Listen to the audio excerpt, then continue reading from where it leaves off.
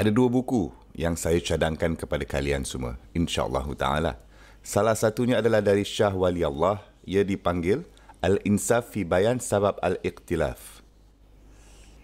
Yang lagi satu adalah buku oleh Imam Al-Utsaimin rahimallahu taala yang dipanggil Al-Khilaf Bainal Ulama wa Asbabuhu wa Mauqifuna Minhu. Jadi ini adalah dua buku yang ditulis dengan baik yang pada dasarnya menjelaskan bagaimana para ulama boleh berbeza pendapat berhadapan dengan sebuah hadis. Okey, sekarang kita akan kaji bersama beberapa sebab ini.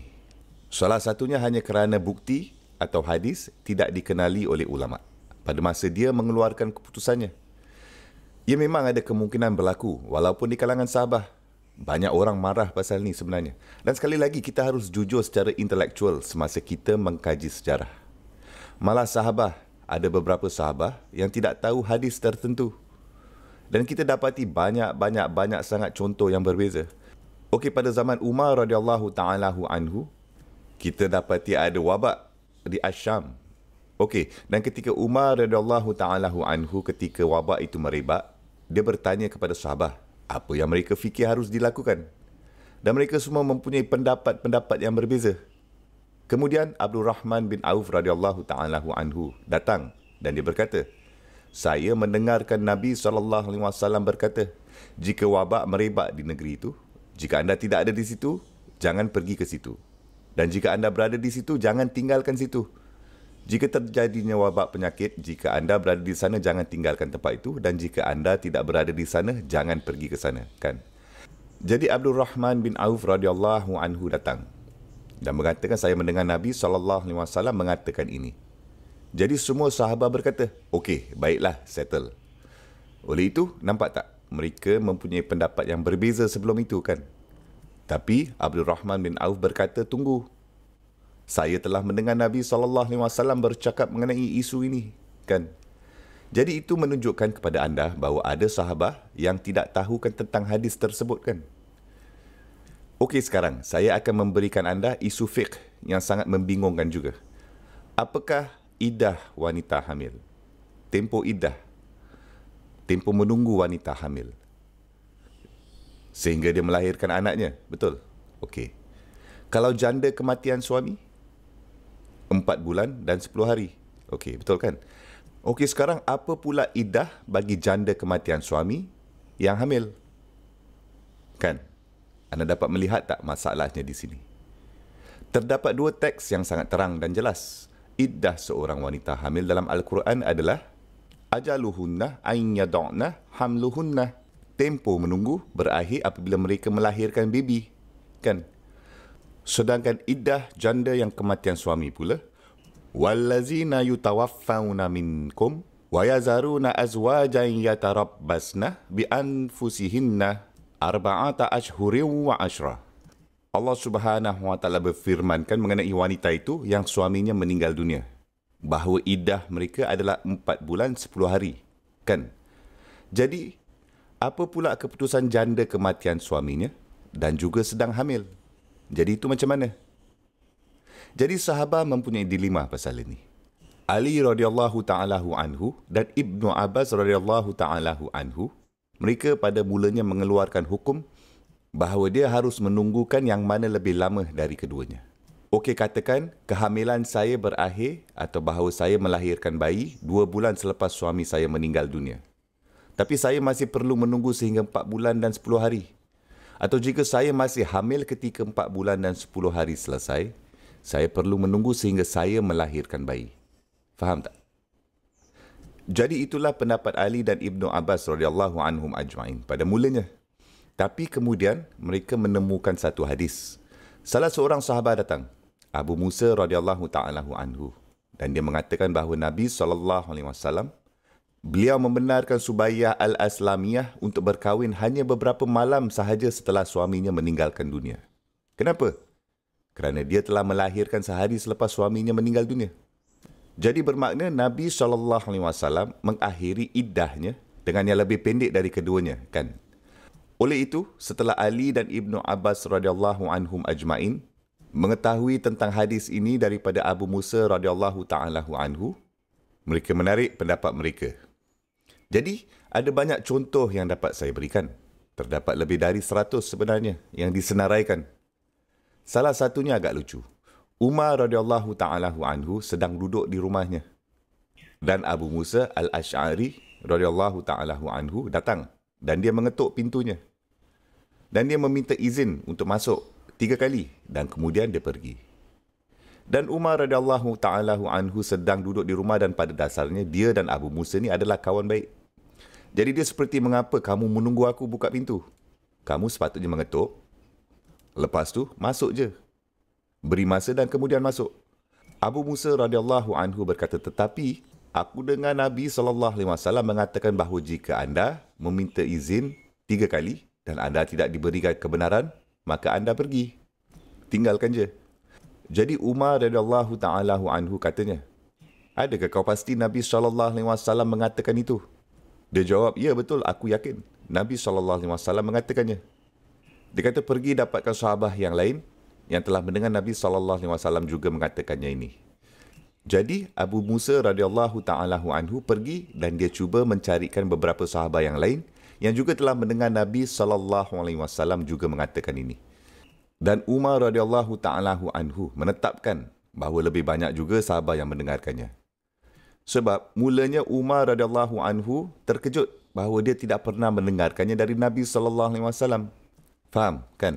Okeylah, jadi ini adalah sesuatu yang berlaku, tidak ada keraguan mengenainya, yang kadang-kadang penghakiman dibuat walaupun oleh seorang sahabat tanpa mengetahui satu hadis yang sudah memang jelas berkaitan dengan sesebuah kes. Nombor 2, sebab yang kedua yang mungkin berlaku bahawa hadis itu diketahui oleh ulama'. Ini terutamanya berkaitan dengan ashabul ra'i, orang yang memberikan pendapat seperti Imam Abu Hanifah rahimallahu ta'ala. Mereka tahu hadis itu, tapi mereka meragui kesahihannya. Jadi orang lain yakin akan kesahihannya, tapi mereka ni mempunyai keraguan tentang kesahihannya. Dan mereka ni lebih suka bergantung pada sebabnya sehingga mereka betul-betul yakin akan kesahihannya. Ini bermakna kita akan mengetepikan hadis ni dulu, kita akan menyiasatnya, dan jika kita menganggapnya sahih, maka kita akan membalikkan pendapat kita. Tapi sementara itu saya lebih suka menggunakan alasan saya sehingga saya yakin 100% bahawa hadis itu sahih. Ia juga berlaku pada zaman sahabah ketika Fatimah binti Qais radhiyallahu anha ketika dia diceraikan talak ketiga. Fatimah binti Qais telah berkahwin dengan seorang sahabah dengan nama Abu Amr ibn Khars. Dan ketika Abu Amr menceraikannya untuk kali ketiga, bermaksud ia adalah penceraian yang tidak dapat ditarik balik. Mereka tidak tahu apa yang perlu dilakukan berkenaan dengan iddah, berkaitan dengan tempoh menunggunya. Jadi benda ni tidak jelas kerana nampaknya peristiwa itu kali pertamanya cerai talak 3 terjadi dalam Islam. Sebelum itu kan mereka sudah biasa dengan konsep seseorang bercerai talak 1 dan kemudian sama ada iddah tamat tempoh atau suami dan isteri rujuk balik, kan? Tapi ini adalah kali pertama nampaknya terjadinya penceraian talak 3 dalam Islam. Terdapat cerai talak 3 ini. Jadi mereka tidak tahu apa yang harus dilakukan. Jadi dia balik ke rumahnya. Dia meninggalkan rumah suaminya selepas penceraian itu dan dia menghantarnya Bali. Dan dia fikir itu sangat murah dan benar-benar seperti menghina bahawa dia menghantar Bali ke rumahnya. Okey, jadi mereka tidak tahu apa yang harus dilakukan. Sama ada iddah atau tak ke, sama ada nafkah ke, sama ada terdapat duit penyelenggaraan yang perlu dibayar atau tak. Adakah dia harus memberikannya apa-apa pada ketika itu atau tak.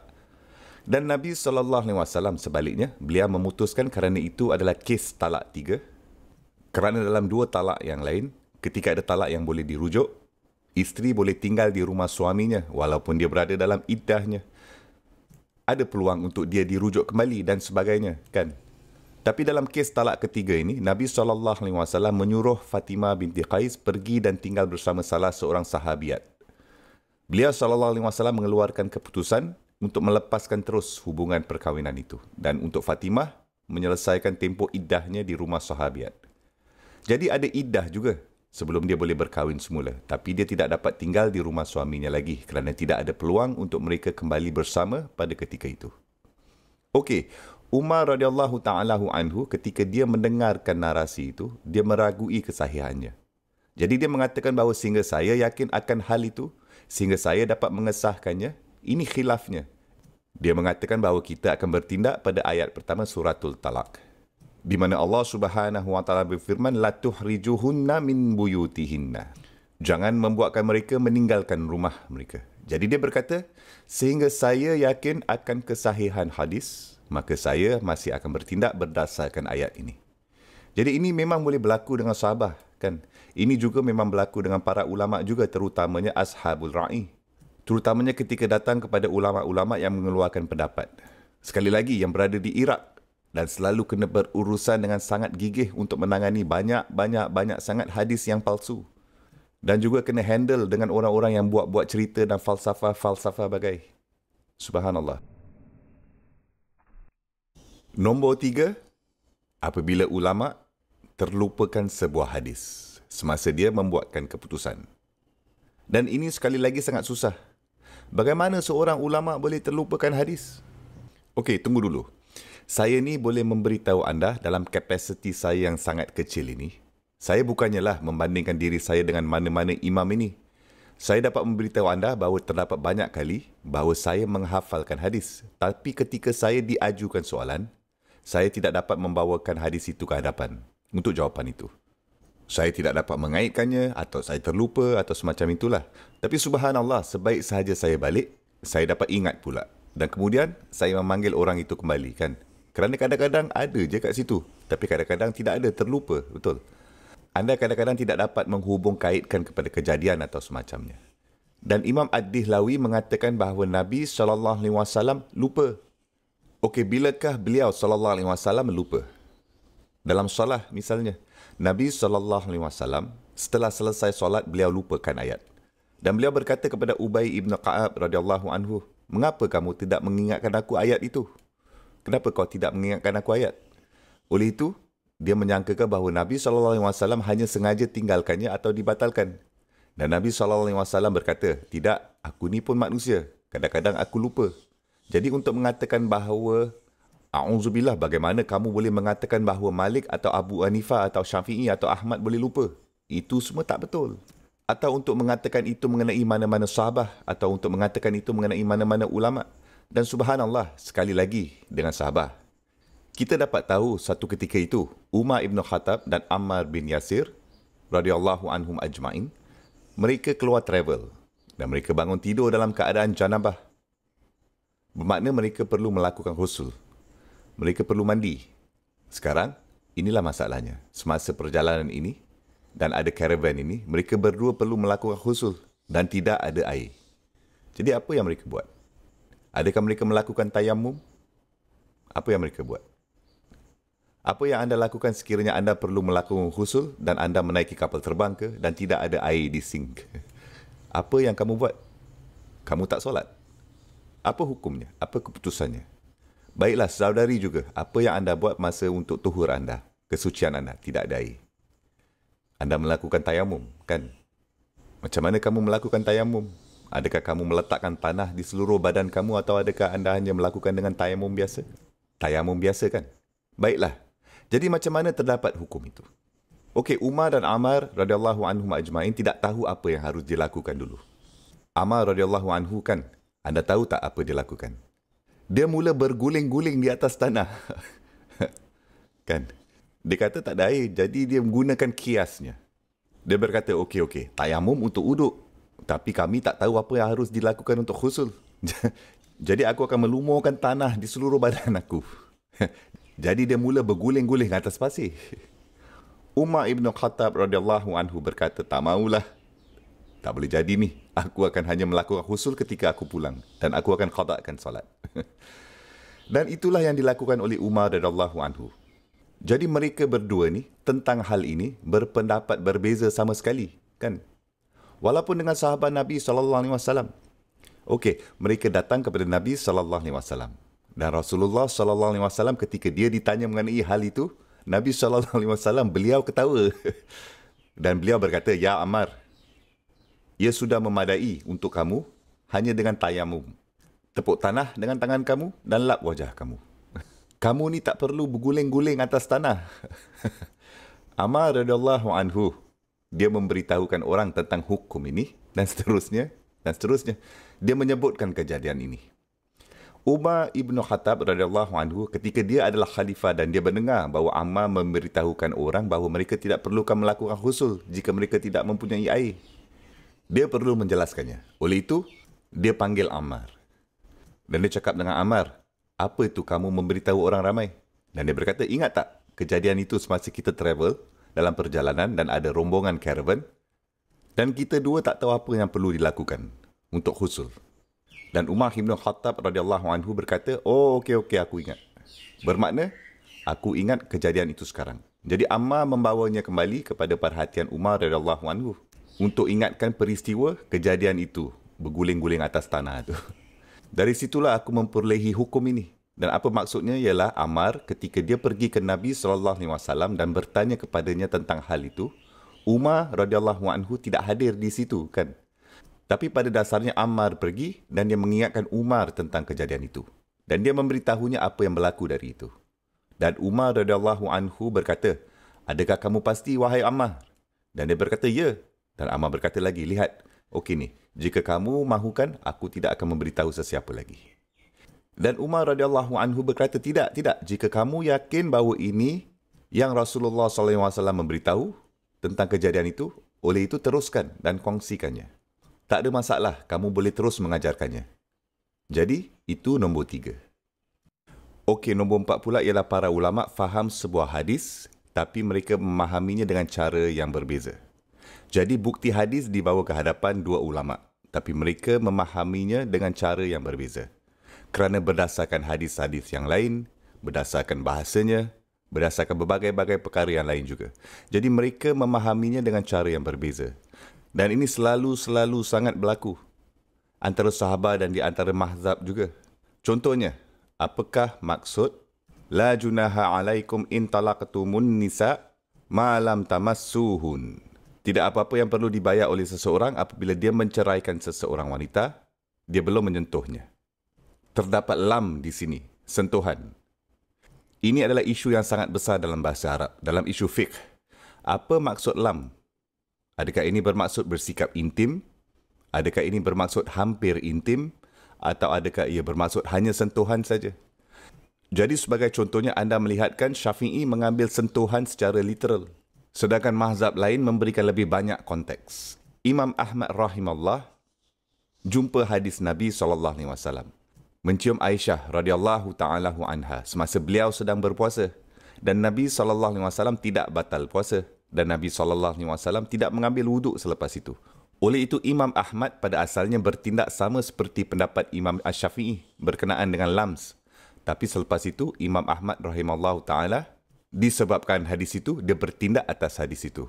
Jadi, banyak kali anda akan menemui para ulama tidak bersetuju mengenai satu perkara itu. Jadi, mereka mempertimbangkan apa yang Maryam alaihissalam katakan. Lam yamsasni basyarun walam aku bariyah. Aku tidak pernah disentuh oleh seseorang lelaki. Apakah maksud Maryam alaihissalam semasa dia berkata, aku tidak pernah disentuh oleh seseorang lelaki? Apakah maksud Allah subhanahu wa ta'ala?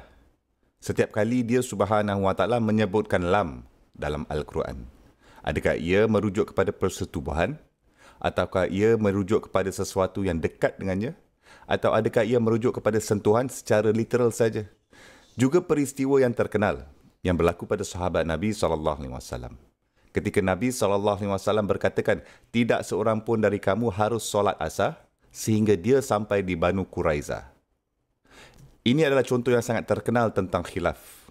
Tidak seorang pun dari kamu harus solat asarnya sehingga dia sampai di Banu Quraizah.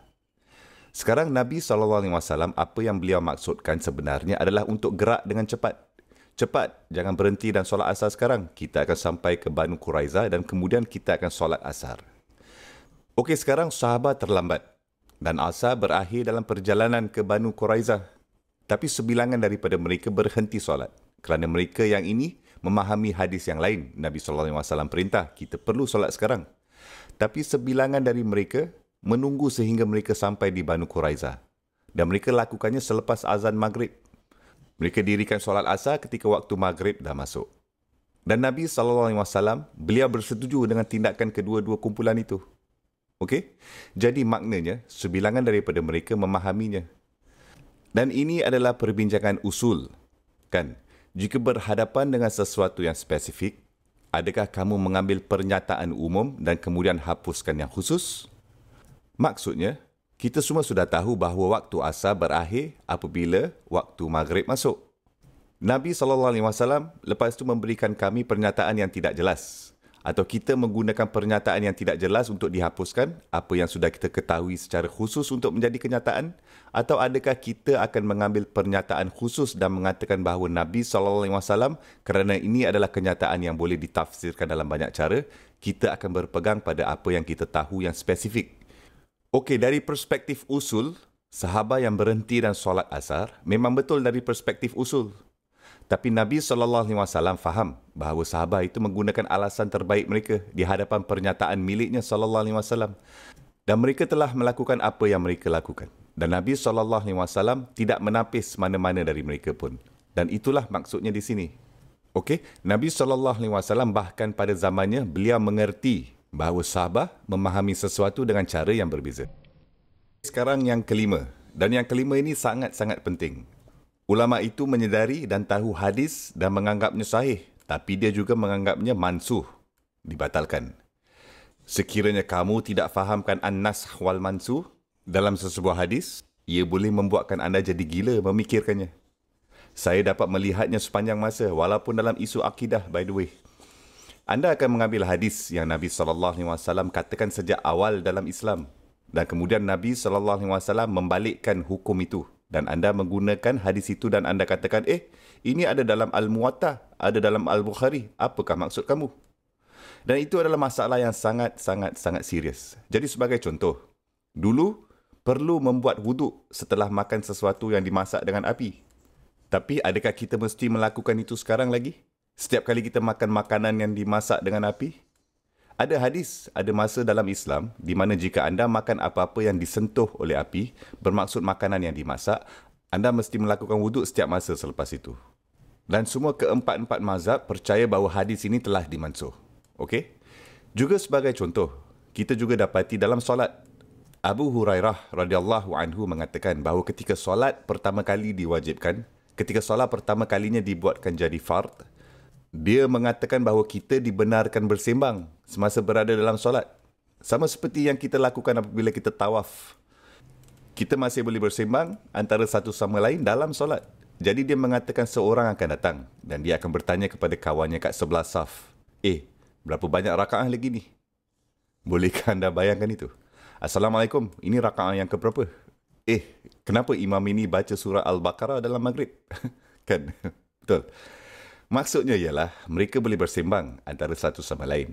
Tapi taklah sembang panjang lebar. Seperti di tawaf, anda mendapat beberapa orang bersembang dengan handphone mereka keseluruhan tawaf.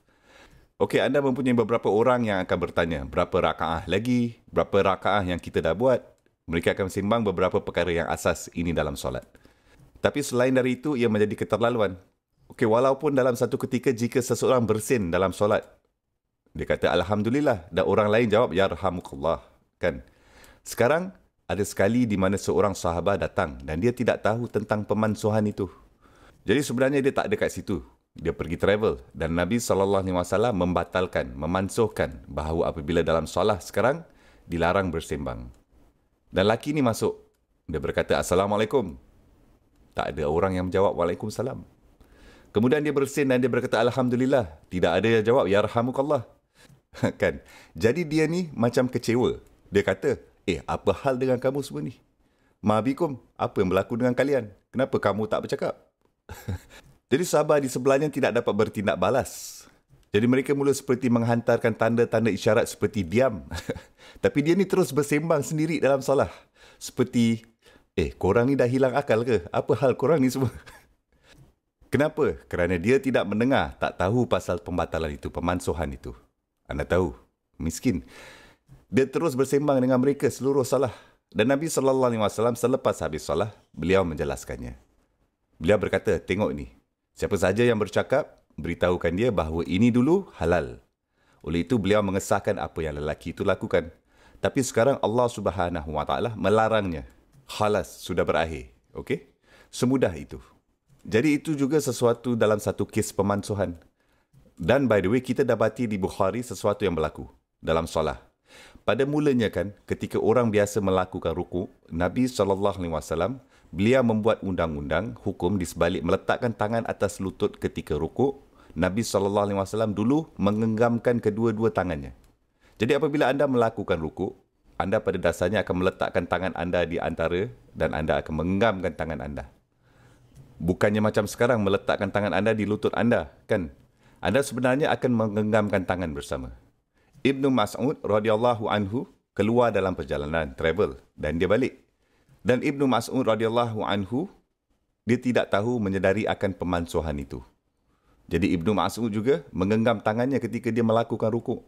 Dan kemudian dibuatkan jelas kepada Ibnu Mas'ud radhiyallahu ta'ala anhu bahawa Nabi SAW sekarang suruh sahabat meletakkan tangan mereka di atas lutut. Jadi Ibnu Mas'ud radhiyallahu ta'ala anhu bertindak ikut perintah.